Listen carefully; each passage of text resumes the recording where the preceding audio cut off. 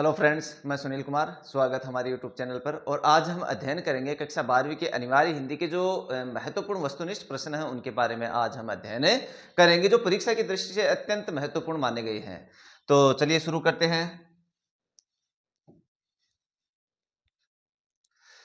अनिवार्य हिंदी में जो प्रथम पाठ है वो हरिवंश राय द्वारा रचित आत्मपरिचय है। अब इस पाठ के जो महत्वपूर्ण वस्तुनिष्ठ प्रश्न है उनका हम अध्ययन करेंगे। तो सबसे पहला प्रश्न है, कवि कैसे संसार को ठुकराता है? ईमानदार, सत्यनिष्ठ, कर्मशील और वैभवशाली। तो इस प्रश्न का जो उत्तर है, आत्मपरिचय जो कविता है, इन इस कविता में इस प्रश्न का उत्तर मिलता है कि कवि कैसे संसार को ठुकराता है। हरिवंश राय बच्चन एक जगह कहते हैं कि जग जिस पृथ्वी पर जोड़ा करता वैभव।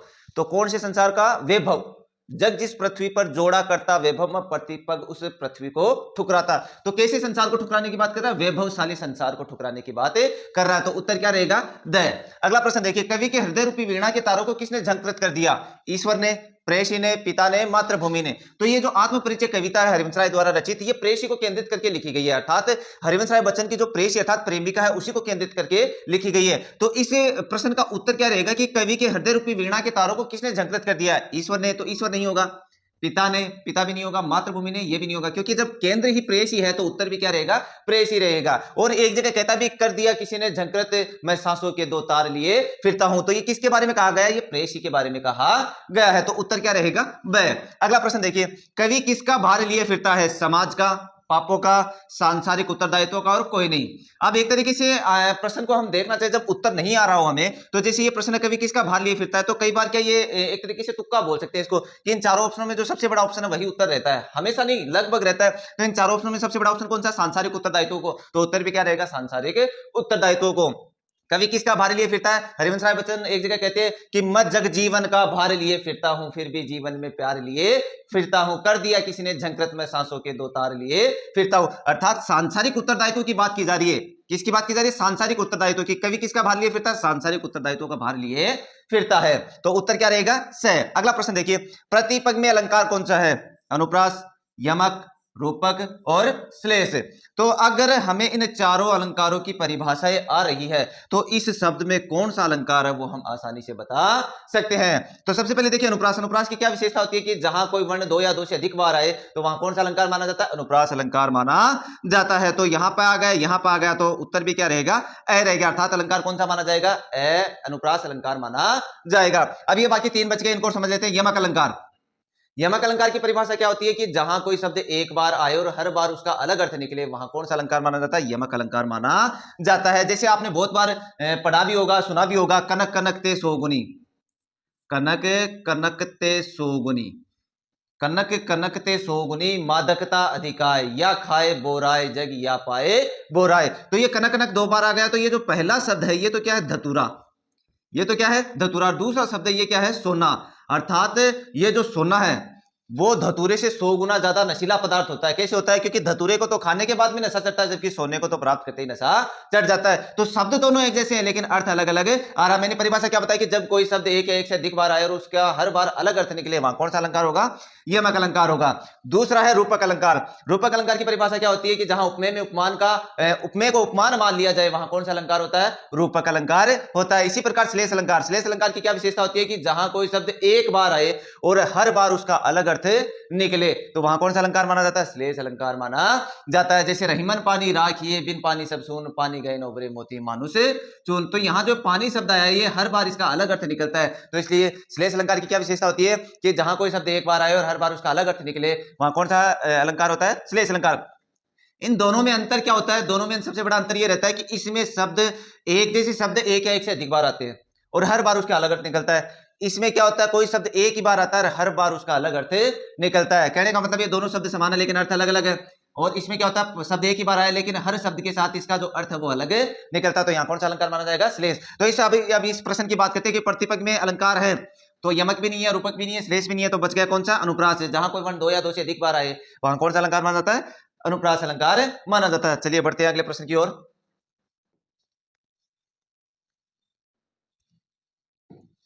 अगला प्रश्न, कवि बच्चन की आत्मकथा साहित्य किस विधा में लिखी हुई है?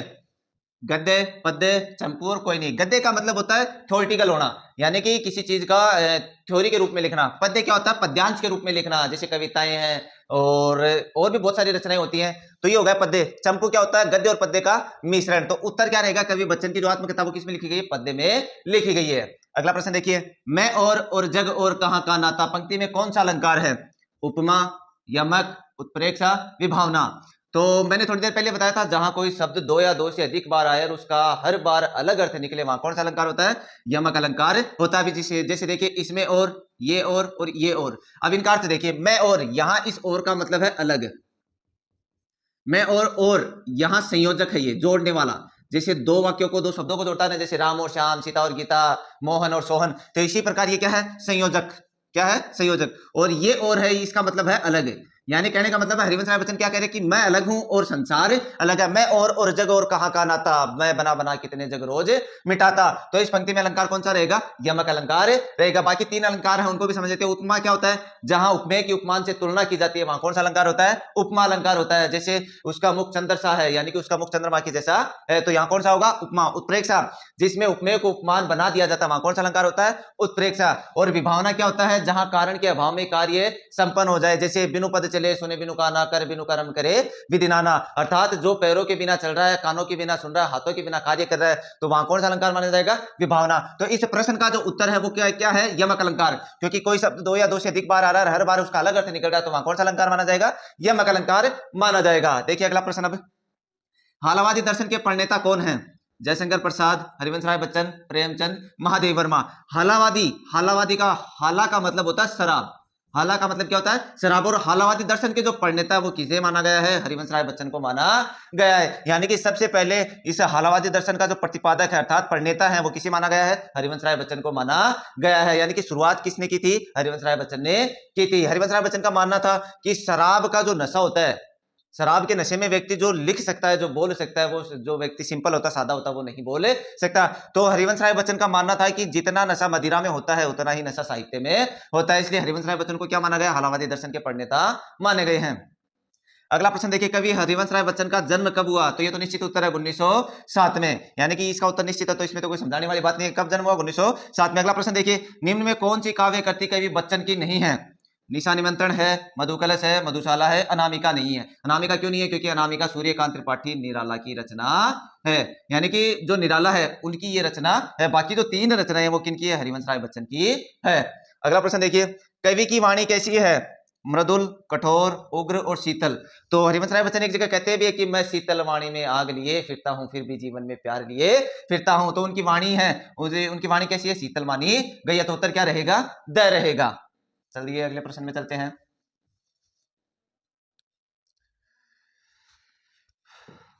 अगला प्रश्न देखिए, कवि कैसा संदेश लिए फिरता? सांत्वना का, बलिदान का, मस्ती का, समर्पण का। तो उत्तर क्या रहेगा? मस्ती का। एक जगह हरिवंश राय बच्चन कहते हैं कविता में, मैं मस्ती का संदेश लिए फिरता हूं। कैसा संदेश लिए फिरते हैं?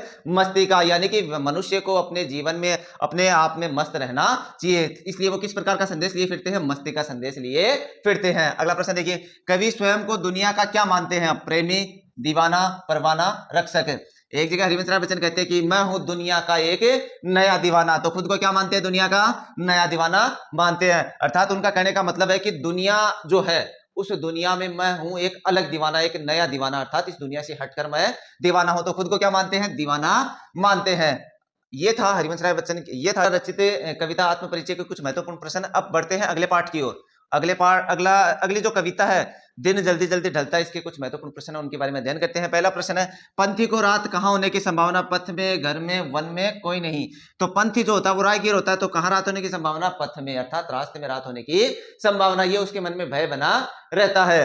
अगला प्रश्न देखिए, दिन का पंथी किसे कहा गया है? चंद्रमा को, सूर्य को, तारों को, पेड़ों को।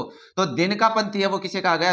सूरज को या सूर्य को कहा गया, क्योंकि चंद्रमा रात को निकलता, तारे रात को निकलते, पेड़ों से कोई लेना देना नहीं है। तो जो सूर्य है उसे क्या कहा गया? दिन का पंथी कहा गया है।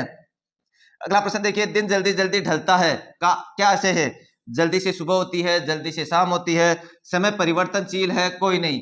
तो दिन जल्दी जल्दी ढलता का यहां जो मतलब लिया गया वो क्या है? समय परिवर्तनशील है, यानी कि समय कभी भी एक जैसा नहीं रहता। अगर आज दिन है तो थोड़ी कल रात होगी, कल रात है तो परसों दिन होगा। तो समय परिवर्तनशील है, यह बताना इस कविता का मुख्य उद्देश्य है। चलिए बढ़ते हैं अगले प्रश्न की ओर।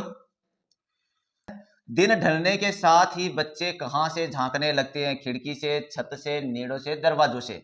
तो खिड़की नहीं है, छत नहीं है, क्योंकि ये जो कविता है वो पक्षियों के माध्यम से बताई गई, चिड़िया के माध्यम से बताई गई है, दरवाजों से। तो जो पक्षी है, जो चिड़िया है, वो कहाँ रहती है? घोंसलों में। तो घोंसले जो है, नीड़ों को ही क्या कहा गया? घोंसले कहा गया। तो जो छोटे बच्चे हैं वो कहां से झांकते हैं? नीड़ों से, अर्थात घोंसलों से झांकने लगते हैं।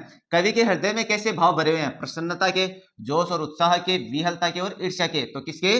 विहलता के। विहलता का मतलब होता है एक तरीके से कवि जो है वो अपने विचारों को व्यक्त करना चाहता है, उसके मन की जो विचार हैं, एक तरीके से कह सकते हैं कि शोक भी कह सकते हैं, दुख भी कह सकते हैं, प्रसन्नता भी कह सकते हैं, लेकिन यहां दुख के लिए कहा गया है। क्यों कहा गया? क्योंकि कविता के माध्यम से लेखक बताने चाहते हैं कि वो जल्दी जल्दी पक्षी जो है अपने घोंसले की ओर जाने की कोशिश करता है, फिर उसे याद आता है कि मेरे लिए कौन मिलने को है व्याकुल, अर्थात मेरे से मिलने के लिए कोई भी उतावला नहीं है। इस बात को सोचकर वो दुखी हो जाता है। तो इस प्रश्न का उत्तर क्या रहेगा? कवि के हृदय में कैसे भाव भरे हुए? तो विहलता के भाव भरे हुए। अगला प्रश्न देखिए, पथ में होने वाली रात की आशंका से कौन भयभीत रहता है? कारीगर नहीं, प्रेमी नहीं, तपस्वी नहीं। उत्तर क्या रहेगा? पंथी। क्योंकि पथ, पथ यानी रास्ता, रास्ते पर कौन चल रहा है? पंथी। पंथी का मतलब होता है राहगीर। इनमें से कोई नहीं है, तो उत्तर क्या रहेगा? पंथी, अर्थात ऑप्शन क्या सही माना जाएगा? द। अगला प्रश्न देखिए, मुझसे मिलने को कौन विकल गीत का यह प्रश्न कवि के हृदय में क्या बढ़ता है? थोड़ी देर पहले ऊपर प्रश्न आया था अपने, कवि के हृदय में कैसे भाव भरे हुए? तो कैसे? विहलता के। वही प्रश्न देखो यहाँ, शिथिलता, चंचलता, विहलता और उपयुक्त सभी। तो उत्तर क्या रहेगा? विहलता। तो मुझसे मिलने को कौन विकल गीत का यह प्रश्न कवि के हृदय में क्या बढ़ता है? विहलता, अर्थात उदासीपन भरे देता है या दुख ला देता है। तो ये थे हरिवंश राय बच्चन की दूसरी कविता दिन जल्दी जल्दी ढलता है के कुछ महत्वपूर्ण प्रश्न। अब बढ़ते हैं अगले पाठ के प्रश्नों की ओर।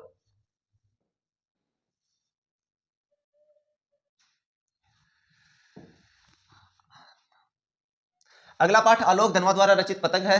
पतंग पाठ जो है उसके कुछ महत्वपूर्ण प्रश्न अध्ययन करते हैं। पतंग कविता के रचिता कौन है? तो आलोक धनवा। ये तो हमें पता है क्योंकि ऊपर आ गया। और वैसे भी ये जो पतंग कविता है इसके कुछ महत्वपूर्ण प्रश्न है, ये तो रचनाकार हो गए। अगला प्रश्न देखते हैं, पतंग कविता में कवि ने वर्षा के बाद किस ऋतु का चित्रण किया है? शरद ऋतु का, हेमंत ऋतु का, ग्रीष्म का और शिशिर का। तो कविता के आधार पर जो आलोक धनवा है, पतंग कविता में किस ऋतु का वर्णन किया है? शरद ऋतु का वर्णन किया है। अगला प्रश्न देखिए, खरगोश की आंखों जैसा लाल सवेरा पंक्ति में कौन सा बिंब है? गतिशील बिंब, स्थिर बिंब, दृश्य बिंब और स्पर्श बिंब। तो एक चीज की जब दूसरी चीज से तुलना की जाए तो वहां दृश्य बिंब माना जाता है। खरगोश की आंखों जैसा लाल सवेरा, तो ये जो खरगोश की आंखें जिस प्रकार लाल रहती है उसी प्रकार का लाल सवेरा दिखा गया। तो एक चीज की दूसरी चीज से तुलना की गई, तो यहाँ कौन सा बिंब माना जाएगा? दृश्य बिंब माना जाएगा।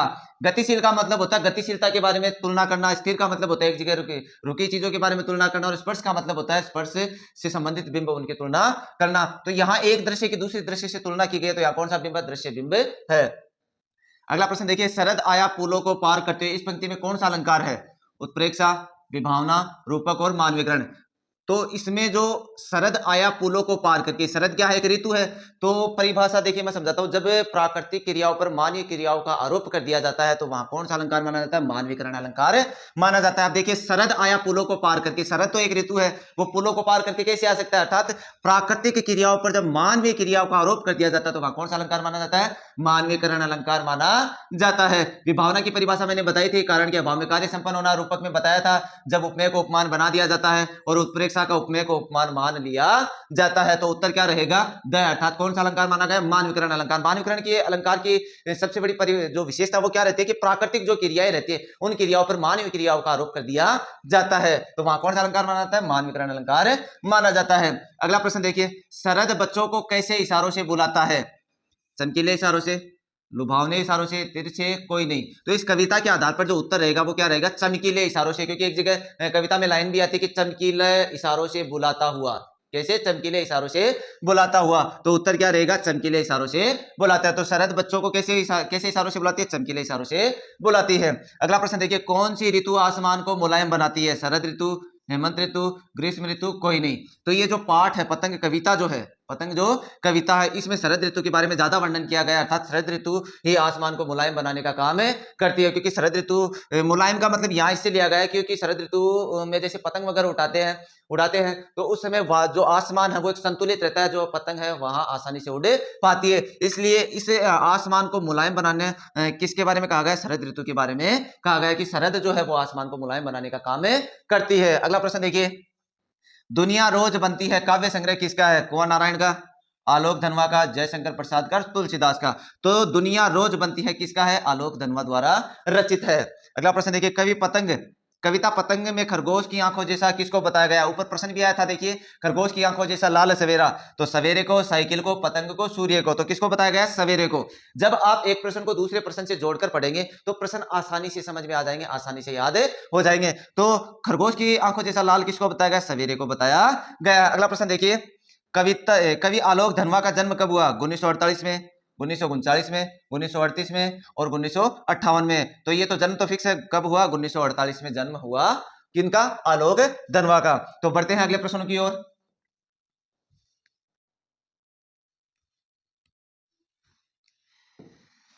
आलोक धनवा द्वारा रचित पतंग कविता पूरी हो चुकी है, उसके जो महत्वपूर्ण प्रश्न थे वो पूरे हो चुके हैं। अब अगला जो पाठ है, कुंवर नारायण द्वारा रचित कविता, कविता के बहाने हैं, कविता का नाम भी है। तो इसमें से जो महत्वपूर्ण प्रश्न उनके बारे में अध्ययन करते हैं। पहला प्रश्न है, कविता के पंख लगा उड़ने के माने कौन नहीं जानता? चिड़िया, फूल, बच्चा, कोई नहीं। तो चिड़िया, क्योंकि एक जगह कहता भी है कि कविता के पंख लगा उड़ने के माने भला चिड़िया क्या जाने। तो उत्तर क्या रहेगा? चिड़िया। अगला प्रश्न देखिए, कविता के बहाने इसके रचनाकार कौन है? आलोक धनवा नहीं है, हरिवंश राय बच्चन नहीं है, कुंवर नारायण आ गया आंसर, और रघुवीर सहाय नहीं है। तो इसका उत्तर क्या रहेगा? कुंवर नारायण। कविता के बहाने जो कविता है उसके रचनाकार कौन है? कुंवर नारायण है। कविता के पंख लगा उड़ने से क्या तात्पर्य? उड़ना, कल्पना करना, चलना और कोई नहीं। तो कविता के पंख लगा उड़ने के माने तो किस चीज से संबंधित है? कल्पना से संबंधित है। यानी कि जब कविता की रचना करते हैं, कविता का निर्माण करते हैं, तो उस कविता में जो कल्पना है, उस कविता में जो कल्पना है, उसके अपनी कल्पना जो है वो कविता के माध्यम से व्यक्त कर सकता है। तो कविता के पंख लगा उड़ने के मानने से क्या तात्पर्य? कल्पना करने से तात्पर्य है। अगला प्रश्न देखिए, किसकी उड़ान देश, काल और परिस्थिति से बाहर संभव है? चिड़िया की, बच्चे की, फूल की और कविता की। तो प्रश्न देखिए, किसकी उड़ान देश, काल और परिस्थिति से बाहर है? चिड़िया एक निश्चित समय और स्थान तक ही उड़ सकती है, बच्चे भी थोड़ा निश्चित समय और स्थान तक ही, फूल की भी निश्चित स्थान और समय रहता है। कविता जो है वो देश, काल और परिस्थिति से बाहर संभव है, यानी कि कविता के माध्यम से ये सारी चीजें संभव है। तो उत्तर क्या रहेगा? द, अर्थात आंसर क्या रहेगा? कविता की। तो प्रश्न क्या, किसकी उड़ान देश, काल और परिस्थिति से बाहर है? तो किसकी? कविता की। अगला प्रश्न देखिए, चिड़िया क्या जाने पंक्ति में कौन सा अलंकार है? प्रश्नालंकार, विभावना अलंकार, वक्रोक्ति अलंकार और दृष्टांत अलंकार। तो सबसे पहले ये देखिए, विभावना मैंने बताया था कारण के अभाव में कार्य संपन्न हो जाए, तो ये तो होगा नहीं। वक्रोक्ति का मतलब होता है टेढ़ा कथन। वक्रोक्ति का मतलब क्या होता है? इसकी परिभाषा क्या रहेगी? जब वक्ता द्वारा कहे गए कथन को श्रोता द्वारा जानबूझकर दूसरा अर्थ ग्रहण करता है तो वहां कौन सा अलंकार माना जाता है? वक्रोक्ति अलंकार माना जाता है। तो ये भी नहीं है। दृष्टांत क्या मतलब? दृष्टांत अलंकार में क्या होता है कि जब एक बात को कहकर उसकी आपूर्ति या फिर उसकी सादृश्यता को किसी दूसरे उदाहरण द्वारा स्पष्ट किया जाता है तो वहां कौन सा अलंकार होता है? दृष्टांत अलंकार होता है। तो चिड़िया क्या जाने, तो अलंकार कौन सा होगा? प्रश्नालंकार माना जाएगा। वैसे क्या, क्यों, किसे, ये सारे प्रश्नालंकार के ही होते हैं। तो उत्तर भी क्या रहेगा? उत्तर भी क्या रहेगा? प्रश्नालंकार। तो बढ़ते हैं अगले प्रश्न की ओर।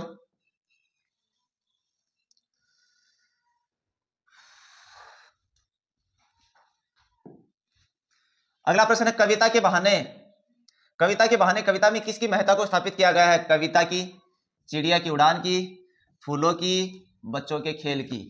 तो सबसे पहले कविता के बहाने कविता में किसकी महत्ता स्थापित की गई है? कविता की स्थापित की गई, यानी कि किसका महत्व बताया गया? कविता का महत्व बताया गया। तो उत्तर क्या रहेगा? अगला प्रश्न देखिए, बिना मुरझाए कौन महकता है? फूल, फूल एक निश्चित समय के लिए होता है क्योंकि थोड़े समय बाद में मुरझा जाता है। खुशबू, ये भी थोड़े समय बाद में समाप्त हो जाती है। कोई नहीं, ये भी नहीं। तो उत्तर क्या रहेगा? कविता। कि बिना मुरझाए कौन महकता रहता है, अर्थात एक बार जब कविता रच दी जाती है तो वो कई सालों तक महकती रहती है। महकने का मतलब खुशबू से नहीं है, महकने का मतलब है उसकी सार्थकता से, उसके महत्व से। तो बिना मुरझाए कौन महकता रहता है? कविता महकती रहती है। अगला प्रश्न देखिए, फूल की अंतिम परिणति क्या होती है? मुरझाना, ताजगी भरना, खिलना और महकना। यानी कि फूल की अंतिम परिणति का मतलब होता है उसका जो अंतकाल होता है वो कैसा रहता है? मुरझाना। बिल्कुल सही है, क्योंकि फूल जो है वो थोड़े समय बाद में मुरझा जाता है। तो उत्तर क्या माना जाएगा? अर्थात मुरझाना। बाकी तीन ऑप्शन और देख लेते। ताजगी बढ़ना नहीं, क्योंकि फूल थोड़े समय बाद में ताजा नहीं रहता है। खिलना, फूल थोड़े समय बाद में मुरझा जाता है। महकना, खुशबू भी समाप्त हो जाती है। तो उत्तर क्या माना जाएगा? मुरझाना। अगला प्रश्न देखिए, कविता बिना मुरझाए सदियों तक महकती है, इसका क्या आशय? अब इस प्रश्न का उत्तर देखिए, कविता बिना मुरझाए सदियों तक महकती रहती है, इसका क्या आशय? कविता कालजयी होती है, कविता का प्रभाव सदियों तक बना रहता है, कविता का सौंदर्य कभी समाप्त नहीं होता है, और उपयुक्त सभी, क्योंकि इसमें तीनों ही ऑप्शन सही माने गए हैं। कविता बिना मुरझाए सदियों तक महकती है, क्या कहा से? कविता कालजयी रहता है, यानी कि कई सदियों तक बनी रहती है, या कई मतलब बहुत लंबे समय तक चलती है। कविता का प्रभाव सदियों तक रहता है, यानी कि एक बार जब कविता रचना कर दी जाती है तो वो कई वर्षों तक रहती है, कई सदियों तक रहती है। कविता का सौंदर्य कभी समाप्त नहीं होता है, यानी कि उसकी जो सार्थकता, उसकी जो सौंदर्यता वो हमेशा बनी रहती है। तो उत्तर क्या माना जाएगा? द अर्थात उपयुक्त सभी। अगला प्रश्न देखिए, कविता पढ़ते समय और लिखते समय काल के बंधन टूट जाते हैं, और बच्चों के खेलते समय धर्म के बंधन टूट जाते हैं, भेदभाव के बंधन टूट जाते हैं, संकीर्णता के बंधन टूट जाते हैं, उपयुक्त सभी। इस प्रश्न को समझिए आप, क्या है? कविता पढ़ते और लिखते समय काल के बंधन टूट जाते हैं, और बच्चों के खेलते समय क्या होता है? धर्म के बंधन टूट जाते हैं। बिल्कुल सही है, क्योंकि जब दो छोटे बच्चे आपस में खेल रहे हैं, चाहे वो हिंदू हो चाहे मुस्लिम हो, तो उनके बीच में जो धर्म का बंधन है वो टूट जाता है। दूसरा, भेदभाव के बंधन, भेदभाव का बंधन भी समाप्त हो जाता है। कैसे कि उनमें कोई ऊंचा नीचा नहीं समझता, वो आपस में मिलजुल कर खेलते हैं। संकीर्णता के बंधन टूट जाते हैं। संकीर्णता का मतलब होता है निकृष्ट, संकीर्णता का मतलब एक तरीके से उनके जो मन के बुरे विचार वो सारे समाप्त हो जाते हैं, क्योंकि जो बच्चे खेलते हैं उनके मन में कोई बुरा विचार नहीं रहता। तो उत्तर क्या माना जाएगा? उपयुक्त सभी, यानी कि जब बच्चे खेलते हो तो ये सारे काम होते हैं। इस प्रकार ऑप्शन क्या रहेगा? उपयुक्त सभी, ऑप्शन द सही माना जाएगा। बढ़ते हैं अगले प्रश्न की ओर।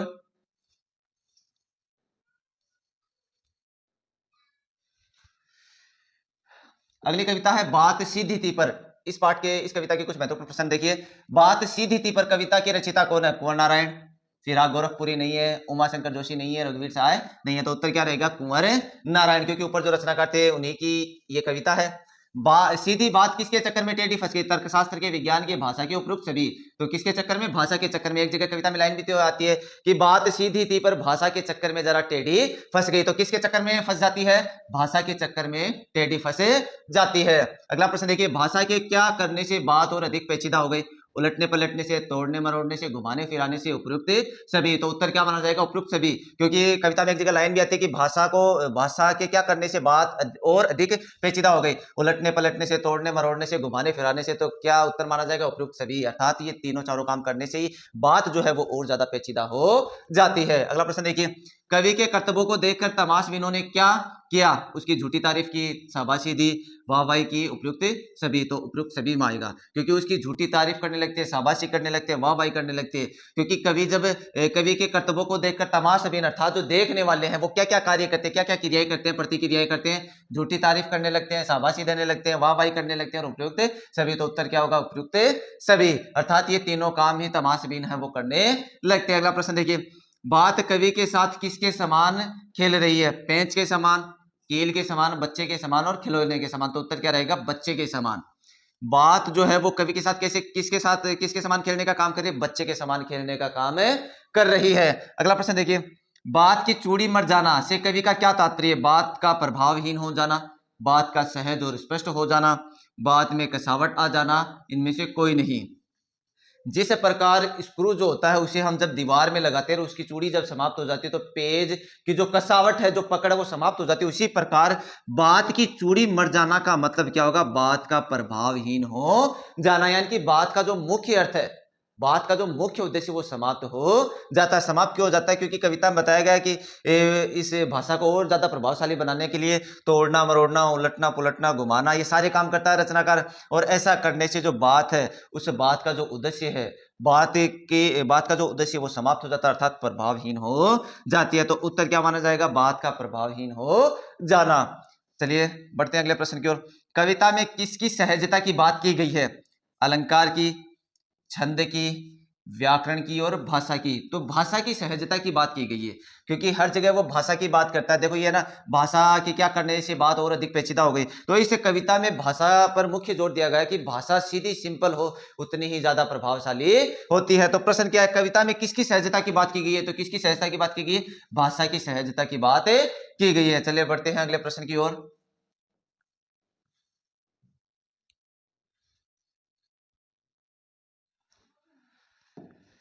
अगला प्रश्न है अंतिम, बनावटी और आडंबर युक्त भाषा के प्रयोग से बात कैसी हो गई? प्रभावहीन, उद्देश्यहीन, अर्थहीन, उपयुक्त सभी। तो उत्तर क्या माना जाएगा? क्योंकि तीनों का अर्थ लगभग सेम ही है। प्रभावहीन का अर्थ भी वही है, उद्देश्यहीन का अर्थ भी वही है, अर्थहीन का मतलब भी समान ही है। तो उत्तर क्या रहेगा? उपयुक्त सभी। अगला पाठ है रघुवीर सहाय द्वारा रचित कैमरे में बंद अपाहिज कविता। कैमरे में बंद अपाहिज कविता में मीडिया के किस माध्यम का उल्लेख किया गया है? रेडियो का, टेलीविजन का, इंटरनेट का और सिनेमा का। तो किसका? टेलीविजन का, क्योंकि कैमरे में बंद अपाहिज में किसी अपाहिज व्यक्ति को कैमरे के सामने लाया जाता है और उसकी जो विकलांगता है उसके बारे में उनसे प्रश्न पूछे जाते हैं। तो मीडिया के किस माध्यम का उल्लेख किया गया? टेलीविजन का उल्लेख किया गया। अगला प्रश्न देखिए, आपका अपाहिजपन आपको पंक्ति में कौन सा अलंकार है? अनुप्रास, यमक, रूपक और श्लेष। मैंने बताया था जब कोई वर्ण दो या दो से अधिक बार आए तो वहां कौन सा अलंकार माना जाता है? अनुप्रास अलंकार माना जाता है। आ, पे, ए, पे, आ, पे। तो कोई वर्ण दो या दो से अधिक बार आ गया तो वहां कौन सा अलंकार माना जाएगा? अनुप्रास अलंकार माना जाएगा। इनकी परिभाषाएं मैंने पहले बता दी है। अगला प्रश्न देखिए, दूरदर्शन के संचालक ने स्वयं को क्या बताया? समर्थ, शक्तिमान, भगवान, परमात्मा और अपाहिज का रक्षक। तो कविता में एक जगह जो संचालक होता है वो कहता है कि हम समर्थ शक्तिवान हैं, यानी कि जो मीडिया का माध्यम है उसको किस रूप में बताया गया है? समर्थ शक्तिवान के रूप में बताया गया है। तो जो संचालक है वो स्वयं को क्या बताता है? समर्थ शक्तिमान बताता है। तो उत्तर भी क्या रहेगा? समर्थ शक्तिवान। अगला प्रश्न देखिए, फूली हुई आंख की बड़ी तस्वीर पंक्ति में कौन सा बिंब है? गतिशील बिंब, स्पर्श बिंब, दृश्य बिंब और श्रव्य बिंब। देखिए मैंने क्या बताया? फूली हुई आंख की बड़ी तस्वीर, तो दृश्य के बारे में बताया जा रहा है। किसके बारे में बताएगा? दृश्य के बारे में बताया जा रहा है। किसके दृश्य के बारे में बताया जा रहा है? जो अपाहिज व्यक्ति है उसकी आंखों के दृश्य के बारे में बताया जा रहा है। तो बिंब कौन सा होगा? दृश्य बिंब माना जाएगा। कौन सा बिंब माना जाएगा? दृश्य बिंब। तो उत्तर क्या सही माना जाएगा? सही माना जाएगा। चलिए बढ़ते हैं अगले प्रश्न की ओर।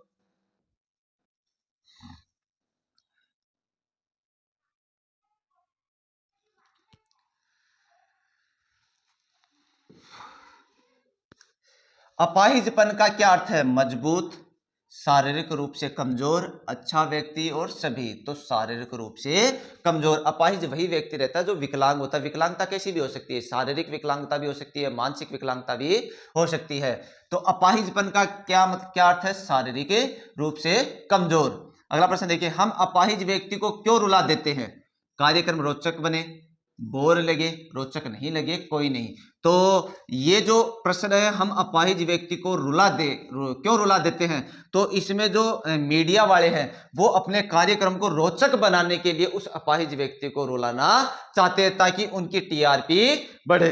तो हम अपाहिज व्यक्ति को क्यों रुला देते हैं? कार्यक्रम रोचक बने, इसलिए अपाहिज व्यक्ति को रुला देते हैं। अगला प्रश्न देखिए, कैमरे में क्या दिखलाएंगे? बंद आंख, फूली हुई आंख, गुस्से में लाल आंख, उपयुक्त सभी। तो उत्तर क्या रहेगा? फूली हुई आंख, क्योंकि ऊपर प्रश्न भी आता है। क्या प्रश्न आया था कि कैमरे में क्या दिखाने के लिए जोर दिया जाता है? फूली हुई आंख दिखाने के लिए जोर दिया जाता है ताकि जो दर्शक हैं वो उसकी भावनाओं को देखे और उनकी टीआरपी बढ़े। तो कैसी आंखें दिखाना चाहते हैं? वो फूली हुई आंख दिखाना चाहते हैं। अगला प्रश्न देखिए, कसमसाहट का क्या अर्थ है? खुशी, बेचैनी, गुस्सा, दुख। कसमसाहट का मतलब होता है बेचैनी। कसमसाहट का मतलब क्या होता है? बेचैनी। यानी कि इस शब्द का अर्थ क्या होगा? बेचैनी। उत्तर क्या माना जाएगा? ब सही माना जाएगा। चलिए बढ़ते हैं अगले प्रश्न की ओर।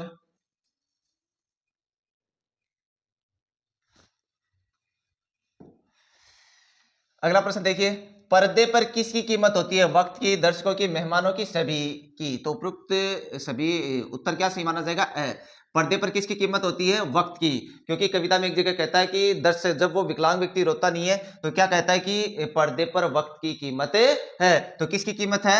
वक्त की कीमत मानी गई है। रघुवीर सहाय का जन्म कब हुआ? 1919, 1939, 1929 और 1909। तो उत्तर क्या सही रहेगा? 1929। यानी कि रघुवीर सहाय का जन्म है वो कब माना गया है? 1929 माना गया है। तो चलिए बढ़ते हैं अगले पाठ के प्रश्न की ओर। अगला जो पाठ है, अगली जो रचना है वो शमशेर बहादुर, अगली जो है शमशेर बहादुर सिंह द्वारा रचित कविता का नाम है उषा। इसका पहला जो प्रश्न है वो, भोर के समय आकाश का रंग कैसा होता है? नीला, भूरा, बैंगनी और गुलाबी। तो इसका उत्तर क्या रहेगा? नीला। यानी कि सुबह के समय जो आकाश का रंग है वो कैसा दिखाई देता है? नीले रंग का दिखाई देता है। तो उत्तर क्या सही रहेगा?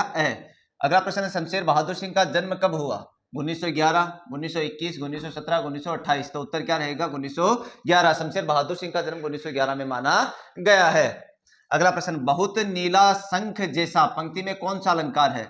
उपमा, रूपक, श्लेष और अनुप्रास। मैंने क्या बताया, जब उपमेय की उपमान से तुलना की जाती है तो वहां कौन सा अलंकार माना जाता है, उपमा अलंकार माना जाता। बहुत नीला शंख जैसा, जैसा लगा, जैसा जैसी, वैसा वैसी, ये सारे किस में आते हैं शब्द, उपमा, उपमा अलंकार में आते हैं। जब उपमेय की उपमान से तुलना की जाती है तो वहां उपमा अलंकार माना जाता है, इसलिए इसमें ऑप्शन कौन सा सही माना जाएगा, ए।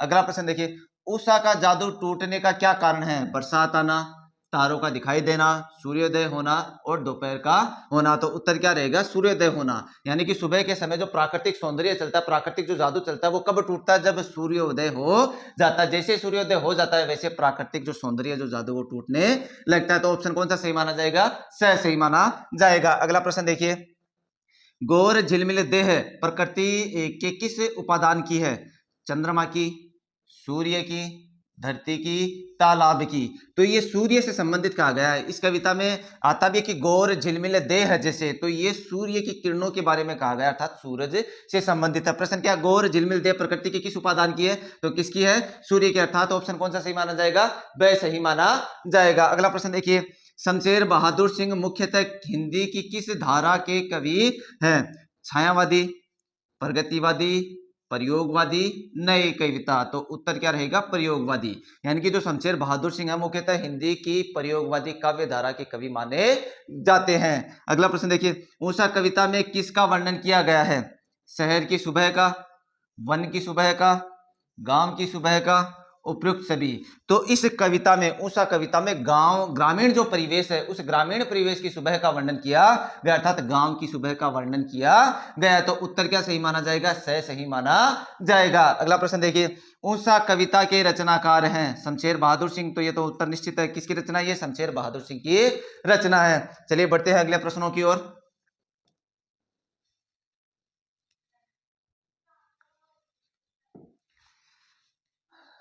अगली जो रचना है वो है बादल राग। रचना कौन है, सूर्यकांत त्रिपाठी निराला।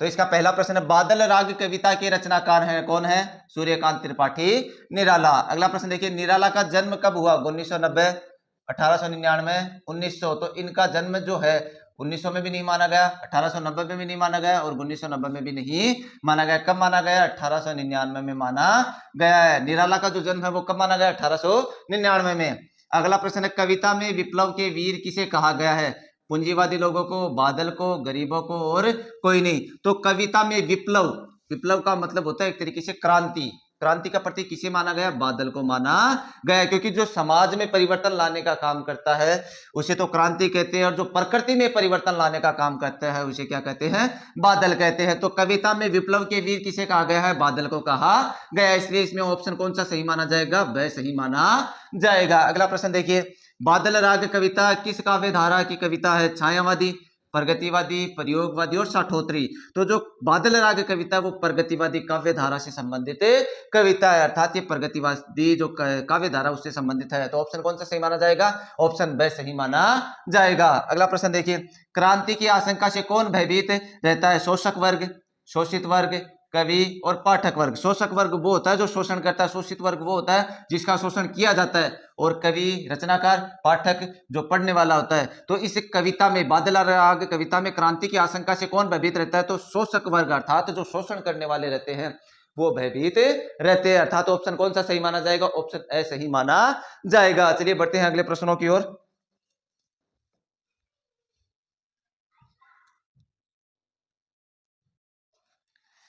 अगला प्रश्न है, आधुनिक हिंदी, अगला प्रश्न है, आधुनिक हिंदी मुक्त छंद के प्रणेता कौन है, निराला, पंत, त्रिलोचन और नागार्जुन। तो मुक्त छंद का मतलब ये होता है कि जिसमें छंदों का कोई नियम लागू न हो। तो इस मुक्त छंद के जो प्रणेता है वो किसे माना गया है, सूर्यकांत त्रिपाठी निराला को माना गया, अर्थात ऑप्शन कौन सा सही माना जाएगा, ऑप्शन ए सही माना जाएगा। अगला प्रश्न देखिए, बादल राग कविता में बादल किसका प्रतीक है, शोषक का, शोषित का, शांति का और क्रांति का। थोड़ी देर पहले प्रश्न आया था, मैंने बताया था बादल किसका प्रतीक माना गया, क्रांति का प्रतीक माना गया। जिस प्रकार समाज में जब परिवर्तन आने की बात हो तो सबसे पहले क्रांति होती है, इसी प्रकार प्रकृति में जब परिवर्तन आने की बात हो तो बादल की होती है। तो जो बादल है, बादल है वो किसका प्रतीक माना गया, क्रांति का प्रतीक माना गया। ऑप्शन कौन सा सही माना जाएगा, ऑप्शन द सही माना जाएगा। अगला प्रश्न देखिए, यह तेरी रणतरी, यहां रणतरी से क्या तात्पर्य है, धन से भरी नौका से, सुंदर नौका से, युद्ध की नौका से, और कोई नहीं। तो यह तेरी रण, रण का मतलब होता है युद्ध,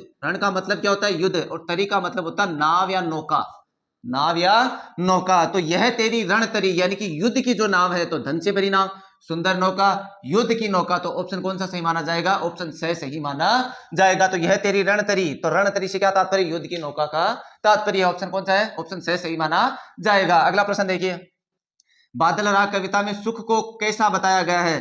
स्थिर बताया गया है, चंचल बताया गया है, अस्थिर बताया गया है, अदृश्य बताया गया है। तो बादल राग कविता में सुख को अस्थिर बताया गया है। एक जगह कविता में लाइन भी आती है कि सुख पर दुख की अस्थिर छाया, तो सुख को कैसा बताया गया है? अस्थिर बताया गया। ऑप्शन कौन सा सही माना जाएगा? ऑप्शन से सही माना जाएगा। अगला प्रश्न देखिए, जल विप्लव प्लावन किस पर होता है? जलज पर, नौका पर, कीचड़ पर और नभ पर। तो जल विप्लव प्लावन यानी कि जल का जो प्रवाह है वो किस पर होता है? कीचड़ पर होता है, यानी कि गंदगी को समेट कर ले जाता है। यानी कि जब पानी का बहाव तेज होता है तो कीचड़ सबसे पहले समाप्त होता है। तो ठीक इसी प्रकार जल विप्लव प्लावन तो किस पर होता है? से अर्थात कीचड़ पर होता है। अगला प्रश्न देखिए, शेषव का सुकुमार शरीर किसमें हंसता रहता है? रोग शोक में, आनंद में, सुख में, उपयुक्त सभी। तो किसमें? रोग शोक में।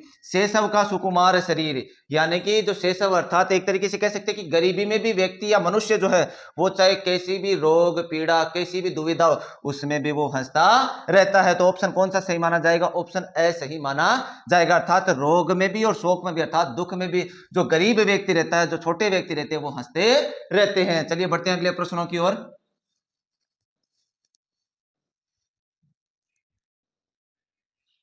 पहला प्रश्न है, गोस्वामी तुलसीदास का जन्म कब हुआ? 1940, 1532, 1523 और 1623। तो इसका उत्तर क्या रहेगा? 1532 में। तुलसीदास जी का जन्म कब हुआ? 1532 में। दूसरा प्रश्न है, कवितावली की भाषा क्या है? अवधी, ब्रज, खड़ी बोली और बहोली। तो इसकी भाषा क्या है? ब्रज भाषा है। यानी कि तुलसीदास द्वारा कृत कवितावली जो है उसकी भाषा क्या है? ब्रज भाषा है। अर्थात इसकी जो रचना है वो किस भाषा में की गई है? ब्रज भाषा में की गई है। अगला प्रश्न देखिए, तुलसीदास किस युग के श्रेष्ठ कवि हैं? आदिकाल, भक्ति काल, रीति काल और आधुनिक काल। तो तुलसीदास जी है वो भक्ति काल के कवि माने जाते हैं और भक्ति काल के सर्वश्रेष्ठ कवि माने जाते हैं। तो उत्तर क्या सही माना जाएगा? ब, अर्थात भक्ति काल के श्रेष्ठ कवि है कौन? तुलसीदास है। अगला प्रश्न देखिए, बलि शब्द का क्या अर्थ है? बाली, कर्म, दान और व्यापार। तो बलि जो शब्द है उसका मतलब क्या है? दान से है। किससे है? दान से लिया गया। अर्थात बलि जो शब्द है उसका मतलब क्या है? दान से लिया गया है। अगला प्रश्न देखिए, दारिद दशानन में कौन सा अलंकार है? उपमा, रूपक, यमक और श्लेष। तो यहां ये जो श्लेष शब्द है ये इसमें गलत है, श्लेष शब्द ऐसे लिखा जाएगा। तो प्रश्न क्या है अपना? दारिद दशानन में कौन सा अलंकार है? उपमा, रूपक, यमक और श्लेष। तो उपमा की जब उपमेय से उपमान की तुलना की जाती है तो वहां तो कौन सा होता है? उपमा। यमक जब कोई शब्द एक या एक से अधिक बार आए और हर बार उसका अलग अर्थ निकले, वहां कौन सा अलंकार होता है? यमक। और श्लेष क्या होता है? कोई शब्द सिर्फ एक बार आए और हर बार उसका अलग अर्थ निकले। रूपक अलंकार की क्या परिभाषा होती है? कि जब उपमेय को उपमान बना दिया जाता है, उपमेय को उपमान बना दिया जाता है, तब वहां रूपक अलंकार माना जाता है। अर्थात उत्तर क्या रहेगा? वह दारिद दशानन। दशानन क्या होता है? रावण। दशानन कौन है? दशानन 10 है, आनंद जिसके, अर्थात 10 सर वाला कौन है? रावण। दारिद, दारिद का मतलब एक तरीके से गरीबी, पीड़ा, भूखमरी, बीमारी कुछ भी मान सकते हैं। तो दारिद दशानन किस में कौन सा अलंकार है? रूपक अलंकार, अर्थात उत्तर ब सही माना जाएगा। अगला प्रश्न देखिए, तुलसीदास जी ने रामचरितमानस की रचना कब की? 1574 में, 1584 में, 1532 में, 1623 में। तो उत्तर क्या सही रहेगा? वह, अर्थात तुलसीदास जी ने रामचरितमानस की रचना 1574 ईस्वी में की। तो उत्तर क्या सही माना जाएगा? ऑप्शन ए सही माना जाएगा। अगला प्रश्न देखिए, पेट की अग्नि की तुलना किस से की गई है? चूल्हे की आग से, बड़वाग्नि से, दावाग्नि से, यज्ञ की अग्नि से। यानी कि पेट की जो आग होती है, अर्थात पेट की जो अग्नि है या जो आग है उसकी तुलना किससे की गई है? बड़वाग्नि से की गई है। बड़वाग्नि का मतलब क्या होता है? दावाग्नि का मतलब क्या होता है? और जठराग्नि का मतलब क्या होता है? देखो, जठराग्नि का मतलब तो होता है पेट की आग, दावाग्नि का मतलब होता है जंगल की आग, और बड़वाग्नि का मतलब होता है समुद्र की आग। तो जो पेट की तुलना की गई, पेट की अग्नि की जो तुलना की गई है वो बड़वाग्नि से की गई है। तो ऑप्शन कौन सा सही माना जाएगा? ऑप्शन ब सही माना जाएगा। अगला प्रश्न देखिए, तुलसीदास ने इस दुर्व्यवस्था में किस पर भरोसा जताया है? ऑप्शन श्री राम पर, शासन पर, इंद्र पर और भाग्य पर।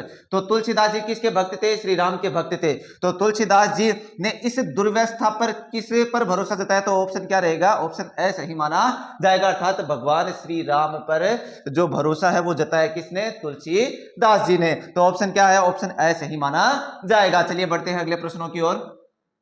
रामचरितमानस में कितने कांड हैं?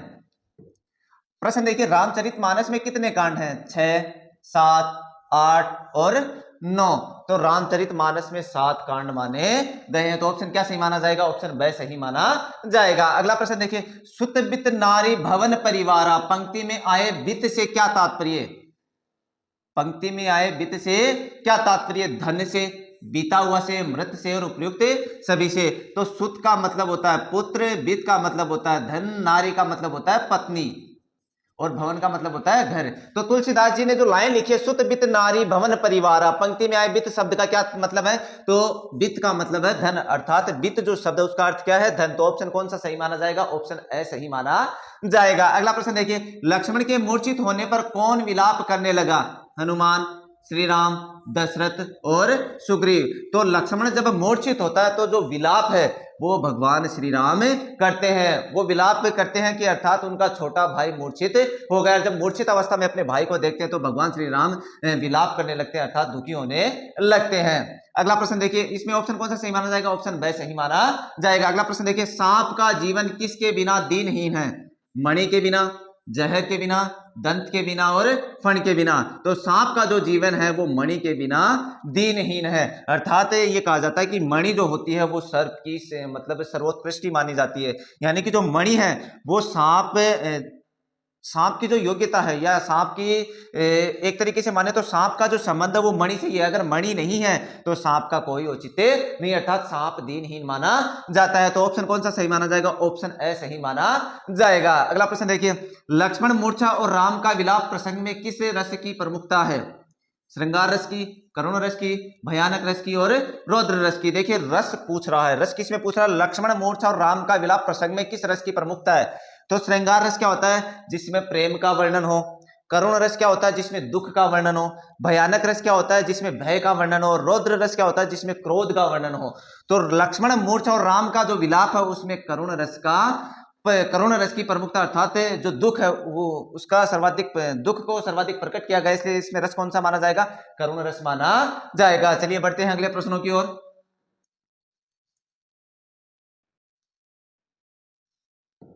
अगला प्रश्न देखिए, रामचरितमानस किस भाषा में रचित है? ब्रज में, अवधि में, मैथिली में और भोजपुरी में। तो जो तुलसीदास द्वारा रचित है, कृत है वो रामचरितमानस, उसकी भाषा अवधि है, अर्थात उसकी जो रचना है वो किस भाषा में की गई है? अवधि भाषा में की गई है। अगला प्रश्न देखिए, इस प्रसंग में किसकी क्षति को महत्वहीन बताया गया है?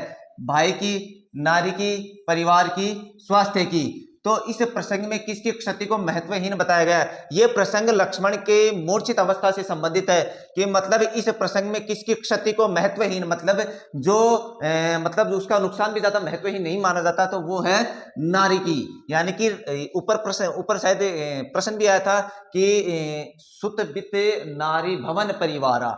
तो इस नारी को यानी कि महत्वहीन बताया गया, यानी कि नारी की जो क्षति होती है उसे तुलसीदास जी ने महत्वहीन बताया है। तो ऑप्शन कौन सा सही माना जाएगा? ऑप्शन बी सही माना जाएगा। अगला प्रश्न देखिए, मिलहि न जगतु सहोदर भ्राता, कथन किसका है? हनुमान का, श्री राम का, लक्ष्मण का और कुंभकर्ण का। तो यह कथन जो है वो भगवान श्री राम का है। भगवान श्री राम कहते हैं कि मिलहि न जगतु सहोदर भ्राता, अर्थात इस संसार में सगा जो भाई है वो मिल नहीं सकता। तो ये जो कथन है वो भगवान श्री राम द्वारा बोला जाता है। अगला प्रश्न देखिए, रावण के सभी योद्धाओं का संहार किसने किया? हनुमान ने, जामवंत ने, नल नील ने और लक्ष्मण ने। तो रावण के जितने भी योद्धा थे इस रचना के आधार पर हनुमान ने किया, यानी कि रावण के जितने भी बड़े बड़े जो योद्धा थे उन सब योद्धाओं का जो संहार है वो हनुमान ने किया था। तो ऑप्शन कौन सा सही माना जाएगा? ऑप्शन ए सही माना जाएगा, अर्थात हनुमान जो है वही इस प्रश्न का सही उत्तर है। अगला प्रश्न देखिए, तात शब्द से क्या तात्पर्य है?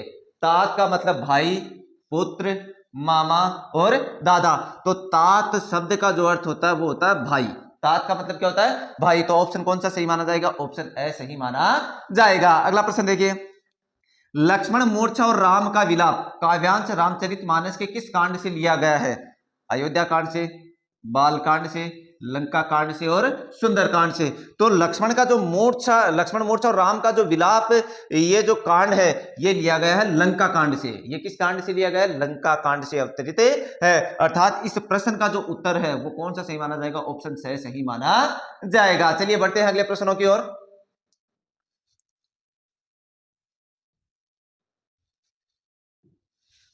अगला जो पाठ है वो है फिराक गोरखपुरी द्वारा रचित रुबाइयां। फिराक गोरखपुरी द्वारा रचित रुबाइयां। तो प्रश्न है, फिराक गोरखपुरी का जन्म कब हुआ? 1896 में, 1890 में, 1996 में और 1995 में। तो इसका आंसर क्या रहेगा? 1896 में। फिराक गोरखपुरी का जो जन्म है वो 1896 में माना जाता है। अगला प्रश्न देखिए, गोरखपुरी को किस रचना के लिए साहित्य अकादमी पुरस्कार दिया गया? बजमे जिंदगी, गुले नगमा, उर्दू गजल गोई और रंगे शायरी। तो जो फिराक गोरखपुरी है उन्हें गुले नगमा के लिए साहित्य अकादमी पुरस्कार दिया गया था। तो ऑप्शन कौन सा सही माना जाएगा? ऑप्शन बी सही माना जाएगा। अगला प्रश्न देखिए, बच्चों के घरोंदों में दीपक कौन जलाता है? पिता, दादी, माता और बहन। जो बच्चे होते हैं, घरोंदों का मतलब होता है घर, यानी कि दीपावली के अवसर पर जब जो बच्चे होते हैं वो छोटे छोटे घर बनाते हैं। तो प्रश्न क्या है? बच्चों के घरोंदों में दीपक कौन जलाता है? यानी कि बच्चे द्वारा जो घर बनाया गया है उस घर में दीपक कौन जलाता है? तो उस घर में दीपक जलाती है माता। अर्थात ऑप्शन से सही माना जाएगा। इस प्रश्न यानी कि बच्चों के घरोंदों में दीपक कौन जलाता है? तो कौन जलाता है? माता। अर्थात ऑप्शन से सही माना जाएगा। अगला प्रश्न देखिए, खिलखिलाते बच्चे की हंसी कब गूंज उठती है? जब माँ उसे प्यार से हवा में उछालती है, जब माँ उसके गोसुओं में कंघी करती है, जब माँ उसको कपड़े पहनाती है, जब माँ उसे खिलौने देती है। तो इस प्रश्न का जो उत्तर है कि खिलखिलाते बच्चे की हंसी कब गूंज उठती है? तो जब माँ उसे प्यार से हवा में उछालती है। उछालती का मतलब उसे लोका देती है। अर्थात बच्चे को जब माता गोद में लेती है तो गोद में लेते ही माँ जो है वो बच्चे को उछालने लगती है। जैसे ही माँ बच्चे को उछालती है तो बच्चे की जो हंसी है वो चारों तरफ गूंजने लगती है। तो ऑप्शन ए सही माना जाएगा। अगला प्रश्न देखिए, लौका देना मुहावरे का अर्थ है हवा में उछालना, ऊपर से फेंकना, बाहर निकाल देना और भगा देना। तो ऊपर प्रश्न है, खिलखिलाते बच्चे की हंसी कब गूंज उठती है? जब माँ उसे प्यार से हवा में उछालती है। तो लौका देना है वो इसी का अर्थ है हवा में उछालना। लौका देना का मतलब क्या होता है? हवा में उछालना, जब माँ बच्चे को हवा में उछालती है। अगला प्रश्न देखिए, इसमें ऑप्शन कौन सा सही माना जाएगा? ऑप्शन ए सही माना जाएगा। अगला प्रश्न देखिए, उलझे हुए गेसुओं में कंघी करके पंक्ति में गेसुओं से क्या तात्पर्य है? तो गेसुओं से तात्पर्य है बालों से। यानी कि जो गेसुए शब्द है इसका अर्थ क्या होता है? बाल। इसका मतलब क्या होता है? बाल। तो ऑप्शन क्या सही माना जाएगा? ऑप्शन ए सही माना जाएगा। चलिए बढ़ते हैं अगले प्रश्नों की ओर।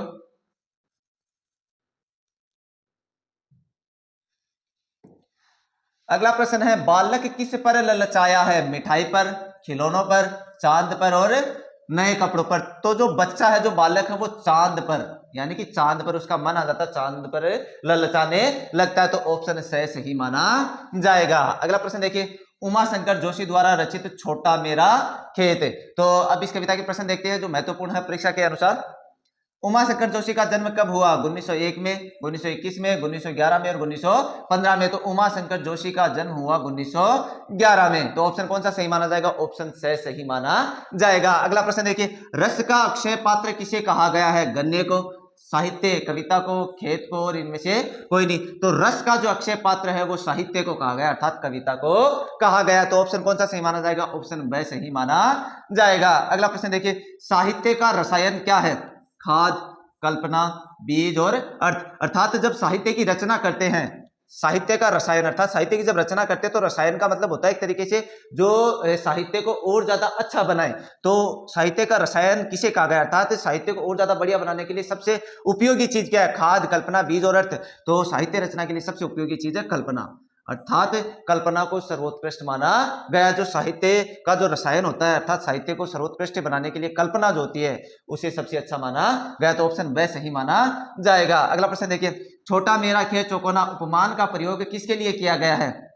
वर्गाकार रूप के लिए, पल्लव के लिए, कागज के पन्ने के लिए और फसल के लिए। तो ऑप्शन से सही माना जाएगा, अर्थात कागज के पन्ने के लिए। यानी कि छोटा मेरा खेत चौकोना उपमान का प्रयोग किसके लिया गया है? कागज के पन्ने के लिए लिया गया, अर्थात कागज के पन्ने के समान छोटा मेरा खेत बताया गया है। अगला प्रश्न देखिए, कवि ने कल्पना रूपी बीज कहां बोया है?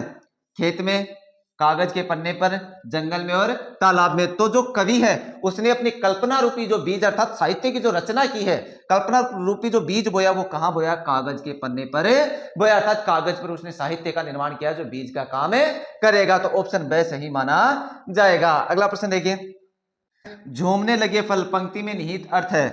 कवि की कविता तैयार हो गई, खेत में फसल पक गई, पेड़ का फल पक गया, हवा से फल झूमने लगे। तो झूमने लगे फल पंक्ति में निहित अर्थात कविता के माध्यम से हमें इस प्रश्न का उत्तर देना है। तो झूमने लगे फल पंक्ति में निहित अर्थ है कवि की कविता तैयार हो गई, अर्थात कवि ने, यानी कि कवि ने जो रचना रची है, यानी कि कवि ने जो एक तरीके से बीज बोया है वो अब पक चुका है और कवि की कविता तैयार होने का मतलब है अर्थात वो एक संपूर्ण रूप से तैयार हो गया, अर्थात साहित्य का निर्माण हो चुका है। चलिए बढ़ते हैं अगले प्रश्न की ओर। ऑप्शन कौन सा से? तो कवि की कविता तैयार हो गई, तो ऑप्शन कौन सा सही माना जाएगा? ऑप्शन ए सही माना जाएगा, अर्थात कवि की कविता तैयार हो गई। चलिए बढ़ते हैं अगले प्रश्न की ओर।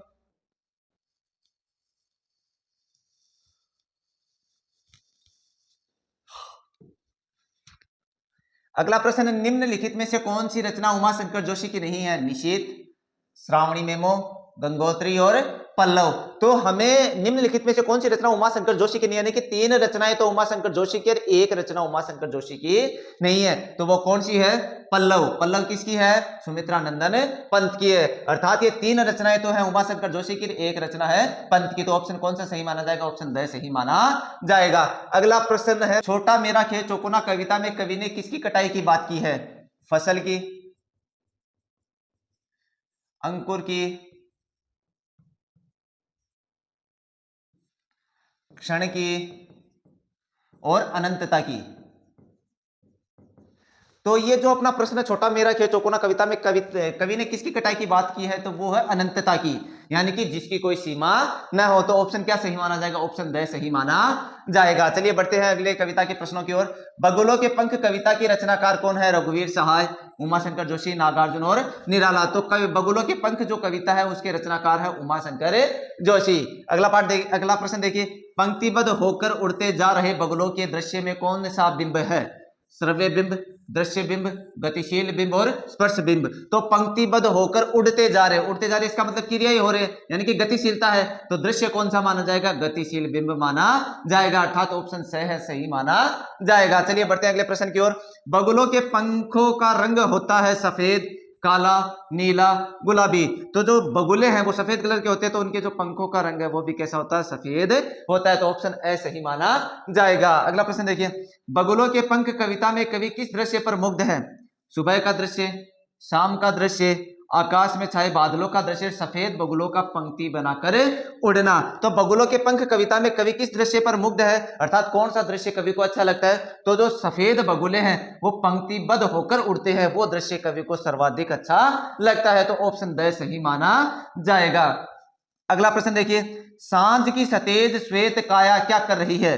भाग रही है, उड़ रही है, तैर रही है और नहा रही है। तो सांझ की सतेज श्वेत काया क्या कर रही है? तो क्या कर रही है? तैर रही है, अर्थात सांझ का मतलब होता है संध्या, यानी कि शाम के समय। सतेज श्वेत, श्वेत का मतलब होता है सफेद, यानी कि शाम के समय जो सूरज की किरणें हैं वो किस प्रकार समाहित होती जा रही है? तो तैरने के समान समाहित होती चली जा रही है। तो ऑप्शन कौन सा सही माना जाएगा? ऑप्शन ए सही माना जाएगा, ऑप्शन स। चलिए बढ़ते हैं अगले प्रश्नों की ओर।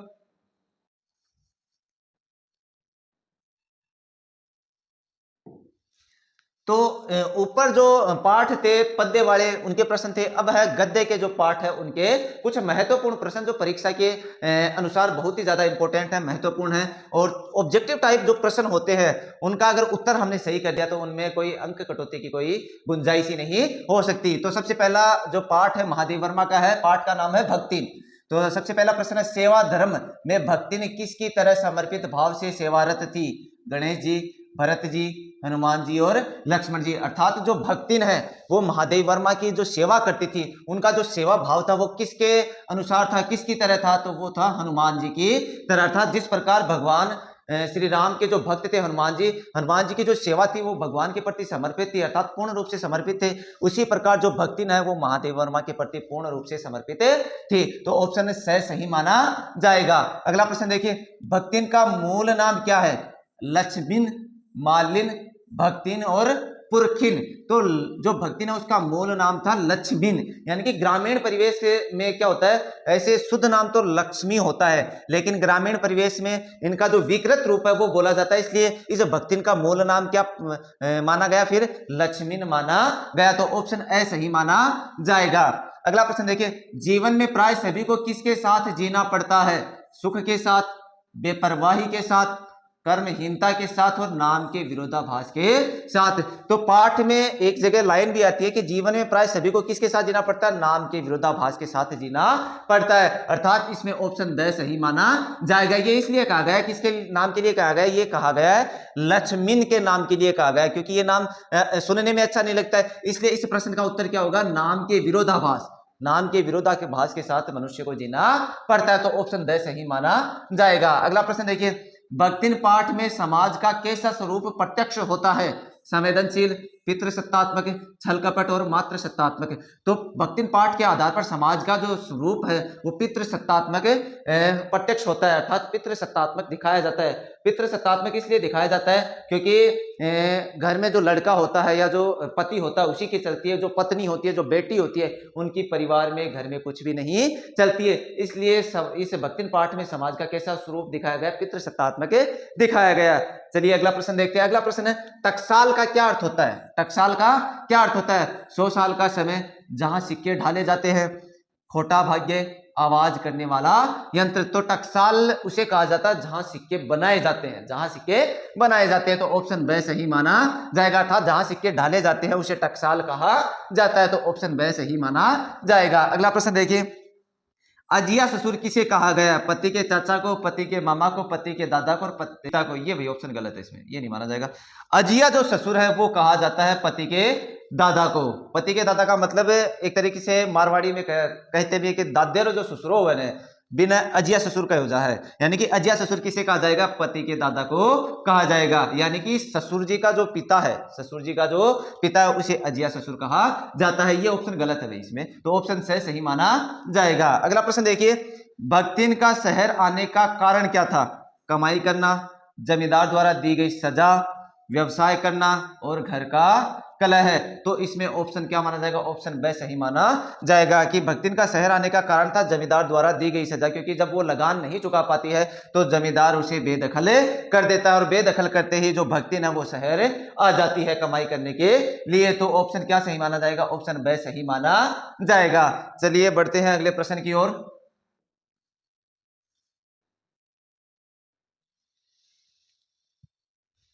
वैसे कटा हुआ फिर भी देखते हैं, भक्तिन सबसे ज्यादा किसी से डरती है? पहला ऑप्शन जो है वो है लेखिका से, दूसरा ऑप्शन है युद्ध से, तीसरा ऑप्शन है कारागार से, चौथा ऑप्शन है मालकिन की नाराजगी से। मालकिन की नाराजगी। तो ये चार ऑप्शन अपने पास कि भक्तिन सबसे ज्यादा किसी से डरती थी? लेखिका से, युद्ध से, कारागार से और मालकिन की नाराजगी से। तो जो भक्तिन है, पाठ के आधार पर जो प्रश्न है अपना, भक्तिन सबसे ज्यादा किससे डरती थी? तो वो डरती थी कारागार से, अर्थात जेल से उसे सबसे ज्यादा डर लगता था। तो ऑप्शन से सही माना जाएगा। चलिए बढ़ते हैं अगले प्रश्न की ओर। अगला पाठ जो है वो जिनेंद्र द्वारा रचित बाजार दर्शन है। बाजार दर्शन एक बहुत ही बढ़िया पाठ है। इस पाठ से लगभग प्रश्न आते हैं, हर बार परीक्षा में एक आध प्रश्न जरूर आता है। तो चलो इस पाठ के प्रश्न को देखते हैं। प्रश्न है अपना सबसे पहला बाजार दर्शन का, बाजार दर्शन के रचयिता कौन है? महादेव वर्मा, जिनेंद्र कुमार, धर्मवीर भारती और प्रेमचंद। तो बाजार जो दर्शन है इस पाठ के रचयिता है जिनेंद्र कुमार हैं। अगला प्रश्न देखिए, बाजार दर्शन का प्रतिपाद्य क्या है? बाजार से लाभ, बाजारीकरण से, बाजार जानने की सलाह से, बाजार के उपयोग की विवेचना से। यानी कि जो बाजार दर्शन पाठ है उस पाठ का प्रतिपाद्य क्या है? बाजार के उपयोग की विवेचना से है, अर्थात बाजार जो सार्थकता हमें दे सकता है वो सार्थकता हमें और कौन देगा। तो बाजार की सार्थकता के बारे में इस पाठ में बताया। अगला प्रश्न है, बाजार का पोषण करने वाले अर्थशास्त्र को लेखक ने क्या कहा है? नीति शास्त्र, अनीति शास्त्र, धर्मशास्त्र और समाज शास्त्र। तो जो बाजार का पोषण करते हैं उस अर्थशास्त्र को जैनेन्द्र कुमार ने बाजार दर्शन पाठ में अनीति शास्त्र का था तो अनुचित बताया है। तो ऑप्शन कौन सा सही माना जाएगा? ऑप्शन ब सही माना जाएगा। अगला प्रश्न देखिए, बाजार को शैतान का जाल किसने कहा है? लेखक ने, पत्नी ने, लेखक के मित्र ने, स्वयं बाजार ने। अर्थात बाजार को शैतान का जो जाल है वो लेखक के मित्र ने कहा है। अर्थात जब लेखक वापस आता है, लेखक जब उसे कहता है अपने मित्र से कि तुम बाजार से क्या लाए, तो वो अपना पर्स दिखा देता है पूरा खाली है। तब मित्र क्या कहता है? बाजार को शैतान के समान बताता है। अर्थात वो कहता है कि बाजार तो पूरा शैतान है। तो ऑप्शन से सही माना जाएगा। अगला प्रश्न देखिए, बाजार दर्शन पाठ में लेखक ने किसका वर्णन किया है? उपभोक्तावाद का, बाजार का जादुई प्रभाव, सांप्रदायिकता और उत्पादों का प्रभाव। अर्थात बाजार दर्शन पाठ में लेखक ने किसका वर्णन किया है? तो बाजार का जादुई प्रभाव। अर्थात जैसे बाजार में जाते हैं तो बाजार में मतलब इस प्रकार से सजावट होती है कि जो जाने वाला होता है वो अगर उसे कुछ लेना नहीं होता भी वो कुछ ना कुछ लेकर आता है। तो बाजार का जो जादुई प्रभाव है वही इस पाठ के अंदर बताया गया है। तो ऑप्शन ब सही माना जाएगा। चलिए बढ़ते हैं अगले प्रश्न की ओर।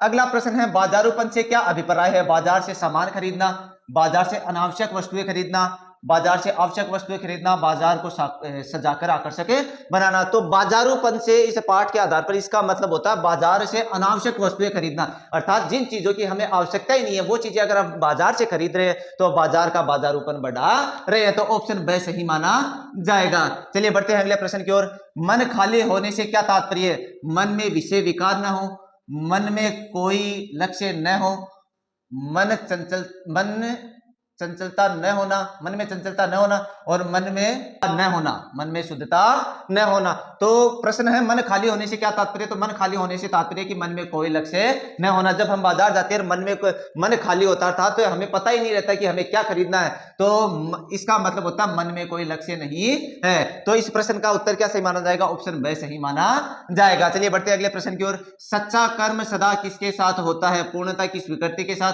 अपूर्णता की स्वीकृति के साथ, अपूर्णता की अस्वीकृति के साथ और पूर्णता की अस्वीकृति के साथ। तो जो सच्चा कर्म सदा किसके साथ रहता है? पूर्णता की स्वीकृति के साथ रहता है। यानी कि सच्चा कर्म है वो क्या रहता है? जब हम बाजार में जाते हैं हमें पता रहता है कि हमें बाजार से क्या खरीदना है, तब ये सच्चा कर्म माना जाता था। तो पूर्णता की स्वीकृति मानी जाती है। तो पूर्णता की स्वीकृति के साथ मतलब इस सच्चे कर्म को माना गया। तो ऑप्शन ए सही माना जाएगा। चलिए बढ़ते अगले प्रश्न की ओर। परचेजिंग पावर क्या है?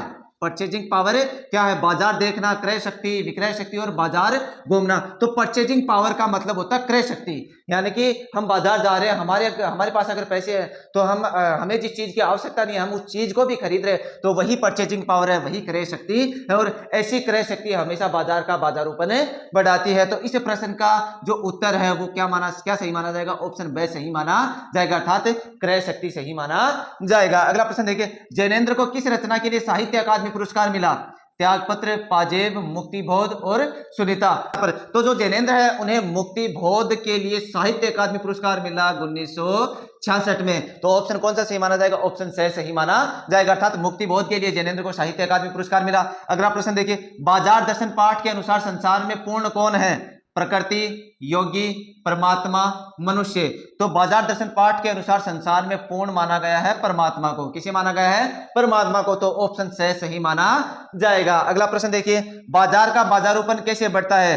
सस्ता खरीदने से, कम खरीदने से, जरूरत से अधिक खरीदने से, इनमें से कोई नहीं। तो अगर जरूरत से अधिक अपन खरीद रहे हैं तो बाजार का बाजारूपन बढ़ा रहे, अर्थात हम परचेजिंग पावर का प्रयोग करें तो बाजार को बाजारूपन बढ़ता है। तो इससे एक तरीके से कहे तो छल कपट बढ़ता है। तो इस प्रश्न का उत्तर क्या रहेगा? बाजार का बाजारूपन कैसे बढ़ता है? तो जरूरत से अधिक खरीदने से बाजार का बाजारूपन बढ़ता है। चलिए देखते हैं अगला प्रश्न।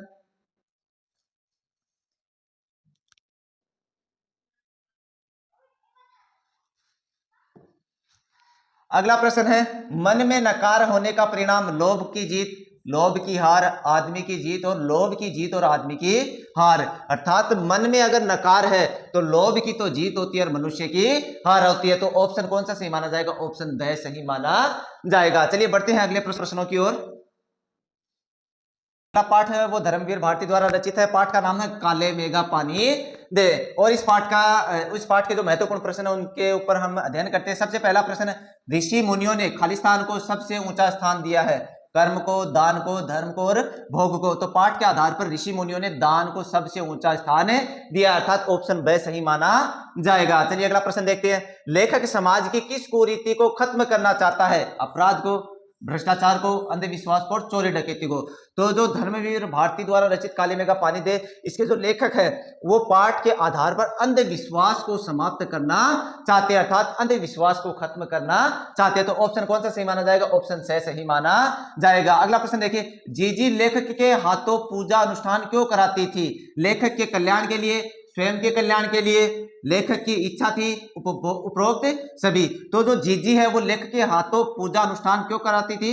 लेखक के कल्याण के लिए, अर्थात किसी भी तरीके से लेखक का कल्याण हो जाए, कि लेखक का भला हो जाए, इसलिए जीजी जो है वो लेखक के हाथों से पूजा अनुष्ठान करवाती थी। तो ऑप्शन ए सही माना जाएगा। चलिए बढ़ते हैं अगले प्रश्न की ओर। अगला प्रश्न है, लेखक इंद्रसेना को किस नाम से पुकारता है?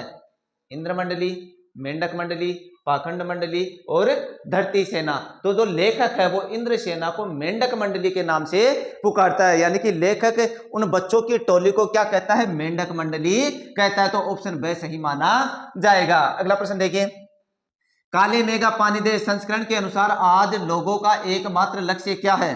परोपकार, स्वार्थ, त्याग और कोई नहीं। तो काले मेघा पानी दे संस्करण के अनुसार आज लोगों का एकमात्र जो लक्ष्य है वो स्वार्थ है, अर्थात बस खुद का स्वार्थ पूरा होना चाहिए। इसके बदले में लोग कुछ भी देना नहीं चाहते हैं, बस प्राप्त करना चाहते हैं, अपना स्वार्थ पूरा करना चाहते हैं। तो ऑप्शन क्या सही माना जाएगा? ऑप्शन ब सही माना जाएगा। चलिए बढ़ते हैं अगले प्रश्न की ओर।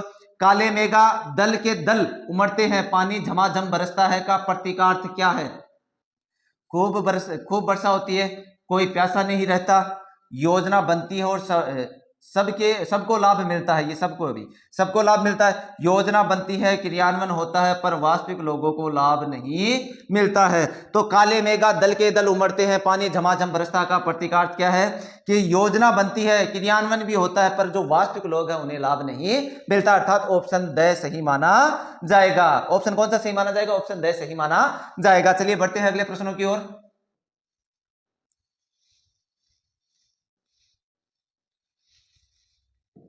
अगला प्रश्न देखिए, जीजी ने दान के पक्ष में क्या तर्क दिए?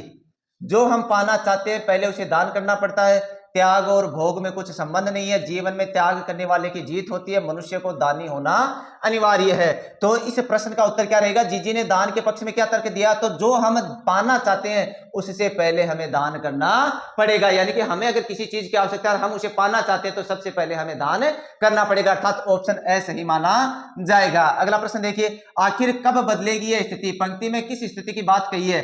आजादी मिलने की, बारिश होने की, अंधविश्वास और पाखंड की, भ्रष्टाचार मिटने की। तो इसमें ऑप्शन द बता रखा, ये ऑप्शन गलत है, इसमें ऑप्शन से सही माना जाएगा, यानी कि आखिर कब बदलेगी यह स्थिति। पाठ के आधार पर अंधविश्वास और पाखंड के बारे में बताया गया कि अर्थात ये चीजें कब बंद होंगी, तो ऑप्शन से सही माना जाएगा। अगला प्रश्न देखिए, लेखक के अनुसार गांधी जी किस बात को सच नहीं मानते थे? त्याग और आदर्श को, यथा प्रजा तथा राजा, यथा राजा तथा प्रजा और चरित और संयम। तो लेखक के अनुसार गांधी जी किस बात को सच नहीं मानते थे? यथा राजा तथा प्रजा, अर्थात ऑप्शन से सही माना जाएगा। अगला प्रश्न देखिए, लेखक बचपन में कुमार सुधार सभा में किस पद पर था? सेनापति, सिपाही, रक्षा मंत्री और उपमंत्री। तो जो लेखक है वो बचपन में कुमार सुधार सभा में उपमंत्री के पद पर थे, यानी कि उपमंत्री का पद उन्हें दिया गया था। तो ऑप्शन द सही माना जाएगा। अगला प्रश्न देखिए, गगरी फूटी कौन पियासा? पथिक, बैल, पंडित और कृषक। तो गगरी फूटी कौन पियासा, तो इसमें ऑप्शन क्या सही माना जाएगा? ऑप्शन ब सही माना जाएगा, अर्थात बैल प्यासा का प्यासा। अगला प्रश्न देखिए, काले मेघा पानी दे संस्मरण के लेखक कौन हैं? धर्मवीर भारती, जैनेन्द्र कुमार, जयशंकर प्रसाद और भवानी प्रसाद मिश्र। तो काले मेघा पानी दे के जो लेखक हैं वो कौन है? धर्मवीर भारती, अर्थात ऑप्शन ए सही माना जाएगा। चलिए बढ़ते हैं अगले प्रश्नों की ओर।